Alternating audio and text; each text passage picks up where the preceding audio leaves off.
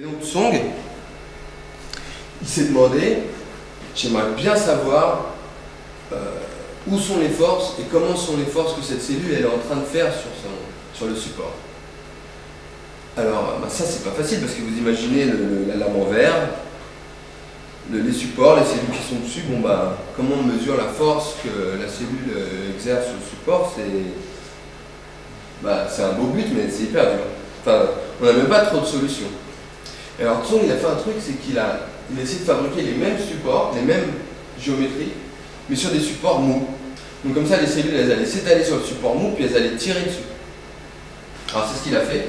Et donc là en fait on n'a pas la belle arche qu'on avait tout à l'heure très régulière, parce qu'en fait là il y a une cellule qui est dessus, on ne voit pas parce que grâce à ces tous artifices de transparence et de lumière dont on disait tout à l'heure, là on ne regarde pas la cellule, on regarde que le motif qui est en dessous. Et il est tout contracté comme ça parce que la cellule elle est en train de tirer dessus. Là, toute la tine qu'on voyait juste avant, il faut imaginer que là en temps réel elle est en train d'avancer comme ça, elle est en train de se contracter et elle a tout déformé sa structure. Et alors ce qu'il a mis, c'est qu'il a mis une petite drogue qui va empêcher tous les moteurs qui tirent sur les filaments de marcher. Tout d'un coup, il s'arrête. Donc la cellule elle va se relaxer doucement comme ça. Et il en met de plus en plus. Alors au début, il a mis un peu de drogue, puis il en met plus, puis il en met plus, puis il en met plus. Et au fur et à mesure que tu rajoutes de la drogue, la cellule elle se relaxe et hop, elle retrouve sa forme où elle met pas de force. Donc ça, c'est le fil qui tourne en boucle. C'est bien pour vous faire voir que plus on relaxe les tensions dans la cellule, plus tac, tac, tac, tac, tac, tac, tac, elle va retrouver sa forme à plat. Sa forme sans contrainte, parce qu'avant, elle était en train de se contracter, notamment sur ces structures-là. Et donc, ça, effectivement, indirectement, on sent qu'on peut remonter à la force qu'elle était en train d'exercer. Si avant elle était comme ça, et comme ça, on a un truc pour comparer, pour mesurer la force. Alors pour mesurer la force, donc ça on peut suivre au cours du temps, la relaxation de la cellule, on peut voir quelles sont les zones qui se déforment plus que d'autres. Donc on comprend bien que les zones qui se déforment pas beaucoup, il n'y avait pas beaucoup de force, puis les zones qui se déforment beaucoup, c'est que là il y avait beaucoup de force. Et puis pour pouvoir remonter plus précisément, il a mis des billes. Il a mis des petites billes dans le gel. Et ça c'est avant, après relaxation. Alors quand c'est rouge on ne voit pas trop, mais globalement, vous voyez que les billes elles bougent. Vert, rouge, et donc il a mis plein de petits billes, on voit qu'il y a plein de billes dans le support comme ça, qui se déplacent pendant que la cellule se relève, donc il peut savoir exactement quel morceau du gel se déforme de quelle manière. Et il a mesuré ça sur plein de cellules, il a moyenné, et il a pu faire une cartographie, on voit des petites flèches qui nous disent exactement de combien la cellule déforme le support. Et puis après, connaissant la rigidité du support, on peut savoir quelle était la force. C'est-à-dire que pour un support de rigidité donnée, une petite force et une petite déformation, une plus grosse force et une plus grosse déformation. Et donc il mesure la déformation, il en déduit quelle est la force là. Et donc il a pu faire une carte des pressions, et il nous dit voilà, il a mesuré ça sur plein de cellules, il a tout moyenné, et on sait que voilà, les cellules sur cette géométrie là, elles tirent là, elles tirent là, elles tirent là. Alors ça j'avoue que moi je l'attendais un peu, parce que vu les câbles qu'on avait vus ici, on imaginait bien que les forces aux extrémités des câbles, elles allaient être quand même balèzes. Mais ça, moi, je ne l'attendais pas du tout. C'est-à-dire qu'ici, on ne voit pas les gros câbles, on ne voit rien, mais pourtant, il y a une force qui s'applique ici, dans la zone, vous savez, où il y avait ces filaments qui étaient en train de se courber comme ça. Alors, je ne vais pas vous dire pourquoi c'était comme ça, pourquoi il y a ça aujourd'hui, j'en sais rien, ça m'intéresse, je ne sais pas. Mais, parce que, en tout cas, il y a de la force dans ces tensions-là, et on peut les mesurer comme ça. Donc là, maintenant, on voit un peu la question qu'on se posait tout à l'heure, c'est-à-dire comment la cellule adapte la distribution spatiale des tensions à sa géométrie. Mais ça, c'est global. C'est-à-dire que toutes les structures qu'on a vues, les petits filaments, les gros câbles, les petits trucs transverses, tout ça, dans son ensemble, contribue à produire de la force ici. Mais on ne sait jamais qui fait quoi, on ne sait pas quel filament tire combien, on n'a pas le détail de quelle structure contribue à quoi dans l'équilibre mécanique. Voilà, l'ensemble fait ça. Alors Tim, il a voulu savoir qui fait quoi. Alors là, les cellules, elles sont sur des haches. Enfin, ce serait plutôt des nids. Il y a une barre comme ça, une barre comme ça, et une barre comme ça. Donc logiquement, ça, on a appris maintenant que quand elles adhèrent ici, elles adhèrent là, elles font des petits câbles. Et puis comme ici, elles adhèrent pas, elles font des gros câbles. Et alors, on va rééteindre si vous voulez. Pour voir, il a mis au point un laser. Là, on voit le laser maintenant. Il a fait passer un laser dans le microscope pour que le laser, paf, il a tapé dans la structure et il a coupé. Alors ça, les lasers, c'est parce qu'ils arrivent à concentrer de l'énergie. Et quand on concentre de l'énergie à un endroit, eh ben, il y a tellement d'énergie que ça fait péter tout ce qui est l'endroit. Tout ce qui est confiné dans cet espace-là, il y a tout d'un coup une sorte de boule de feu qui arrive à cet endroit-là et paf, qui explose tout. Mais avec la puissance, le réglage, l'optique, etc., on arrive à régler la puissance pour aller couper un peu. Et donc là, avec ça, il fait de la microchirurgie dans les cellules. Alors vous voyez le film au départ, il y a les câbles, regardez celui-là, c'est facile. Attendez, on recommence le film, paf, il a tapé, et vous voyez le câble qui était sous tension, boum, qui relaxe.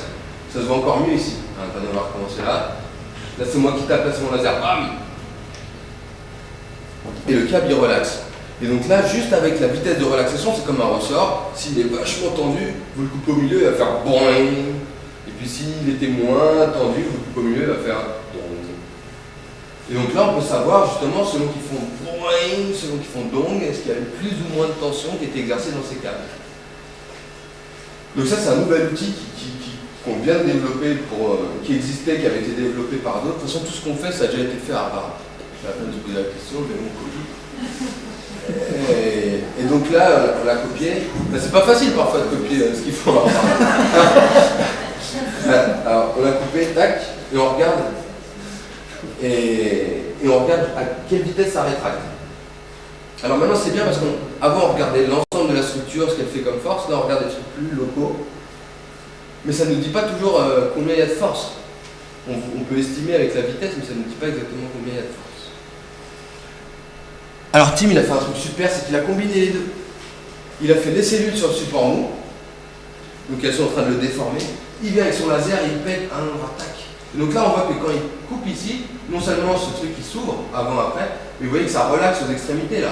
C'est-à-dire que toute la structure, du coup, la tension relâche et on peut voir de combien ça relaxe. Et donc ça déforme partout, donc c'est logique. On voit maintenant, en mesurant de combien ça relaxe ici, on sait exactement quelle était la tension dans ce câble. Donc là c'est super parce qu'avant on avait la force qui s'exerçait par l'ensemble de la structure, mais maintenant on en coupe une, on voit combien ça relaxe et on sait quelle était la force dans cette structure. On en coupe une autre, on voit combien ça relaxe et on va pouvoir, donc ça c'est un truc qu'on est en train de faire, taper partout dans la cellule et savoir exactement quelle structure est en train de produire quelle force pour calculer toute la distribution des forces qu'il y avait dans la cellule.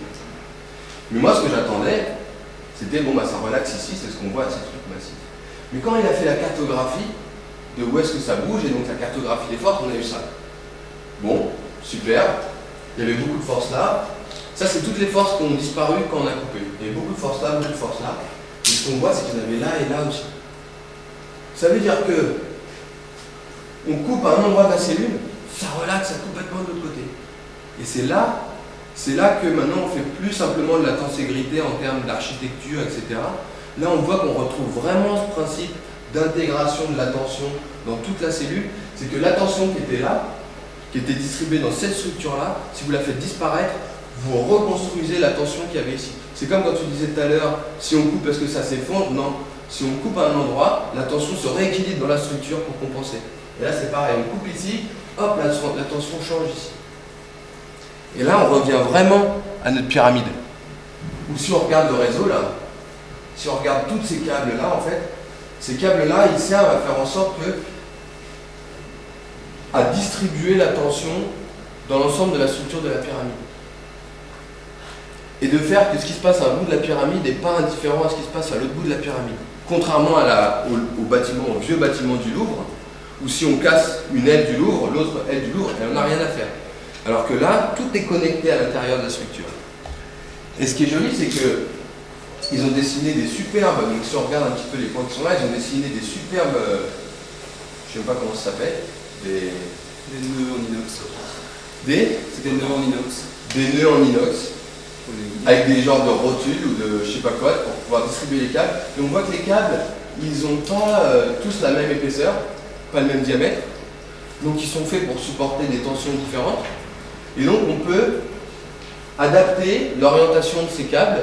Là, on peut choisir des câbles de taille différente pour faire en sorte que à chaque point on puisse supporter des tensions qui ne sont pas exactement les mêmes et qu'on oriente dans l'espace à façon. Et donc ça fait quelque chose de super joli qui donne ces structures-là. Donc là c'est une vision où on est carrément dans la structure. où on voit ce nœud en inox qui distribue les tensions, et donc ça nous fait bien sentir cette vision-là, je trouve, que finalement, là, il y a un truc qui est en compression, là, qui va pousser sur les petites plaques en verre, et toute cette pression-là qui est ici, elle va se compenser, elle va partir dans les câbles ici, qui vont aller jusqu'en bas, et elle va les distribuer dans toute la structure. Et en fait, réorganiser la tension comme ça sert exactement à ça, ça sert à poser des plaques en verre. C'est-à-dire que d'abord, ils ont fait la structure, ils ont réglé les tensions, et ensuite ils ont posé les plaques en verre, parce qu'en fait les plaques en verre elles sont super lourdes. Le verre en fait c'est aussi lourd que du béton. Donc quand on met une plaque en verre qui fait 1 mètre de diamètre, c'est juste BOUM! On met ça sur la structure, il faut que derrière ça tienne. Hein. Et ces câbles là ils servent justement à faire que la structure ne flanche pas. Et donc il faut adapter la tension dans tous les câbles pour tenir la structure. Et comme ça nous fait la pyramide. Et alors moi au début je pensais que cette tension, elle servait à faire en sorte que les plaques d'en bas, elles ne reçoivent pas tout le poids de ce qu'il y a sur leur tête parce que sinon elles allaient exploser parce qu'elles étaient en verre. Bah ouais, c'est fragile, donc si on leur met je sais pas combien de tonnes, ça pèse ce truc qui repose sur ces plaques, les plaques allaient exploser. Et bien en fait pas du tout, parce que quand on discute avec les ingénieurs de chez Saint-Gobain, ils nous expliquent que le verre, c'est aussi résistant que le béton. Donc la pyramide, elle aurait été les plaques, elles auraient été en béton, c'était pareil, sauf que ça aurait été moche. Mais en termes mécaniques, c'est pas tellement. Le problème n'aurait pas été que ça n'aurait pas explosé ici. Ce qui serait passé si on avait fait cette structure en verre comme ça, sans la tension, mais en fait elle se serait affaissée sur elle-même. C'est-à-dire que le poids, sous son propre poids, les plaques n'auraient pas explosé à la base, mais la structure se serait affaissée, je ne sais pas par où, peut-être ça aurait plié au milieu. Parce que c'est pas comme un chapiteau qui a une espèce de gros poteau au milieu qui va permettre que tout le monde s'appuie dessus et qu'il encaisse la pression dessus. Il n'y a pas ce gros poteau au milieu. La force qui aurait dû justement partir dans le poteau, elle est redistribuée dans l'ensemble de la structure. Et c'est pour ça que la pyramide est tient. Et c'est ça qui est le parallèle avec la cellule, c'est que finalement chaque petit morceau de verre, sa contribution en poids, donc en tension dans la structure, elle est distribuée sur l'ensemble des autres petits morceaux. Cette communication par la tension qui est entre les plaques, il y a aussi une communication entre les cellules par la tension. On a voulu la regarder. Et donc on en vient à votre question, c'est comment elle se divise, comment elle prolifère. Donc là, on n'a pas regardé juste le début, on voit la tension, on a regardé comment elle prolifère. Donc là vous avez une cellule qui va vivre sa vie de cellule.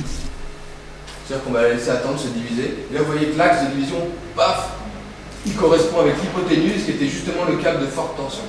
Alors maintenant on est deux. Alors il faut négocier. Tu vas à gauche, je vais à droite, tu te décides, on se met d'accord, on choisit une position, tu choisis l'autre. Moi je préférais la barre d'avant finalement. Et puis finalement, en même temps qu'elles font ça, elles explorent, donc comme on l'a vu, elles tirent, elles font cette dynamique, mais elles tirent aussi sur la voisine. Et puis petit à petit, elles vont trouver un arrangement où chacun est content. Ce qui est marrant, c'est que cet arrangement, en l'occurrence, il ne répond pas du tout aux symétries du problème, parce que l'axe de symétrie, il est là, donc elles auraient dû se mettre chacun d'un côté. Celles-là, elles ont choisi ça, mais il faut dire qu'elles sont issues d'une tumeur, c'est des cellules là, donc elles sont complètement normales, mais c'est pas grave. Hop, elles se divisent encore selon cet axe-là, donc maintenant on est 3. Celles-ci aussi, elles se divisent encore selon cet axe-là. Donc les contraintes géométriques, elles se reportent, c'est-à-dire que c'était vrai sur la première, c'est vrai quand elles sont 2, c'est vrai quand elles sont 3. En permanence, il y a des tensions qui se distribuent dans l'équilibre et qui gouvernent la façon dont ce groupe va proliférer. Et on finit au bout de 3h33 avec 2 cellules comme ça, 2 cellules comme ça, qui nous récapitule un petit peu les toutes premières étapes de l'embryon quand vous étiez tout petit dans le ventre de votre maman, et où la première division, la deuxième a fait que vous êtes construit plus ou moins avec cette structure-là au départ. Et donc nous, on a voulu s'intéresser un petit peu à savoir comment. D'abord, on a vu comment les cellules elles tirent sur leur matrice, maintenant on veut savoir comment elles tirent sur l'autre.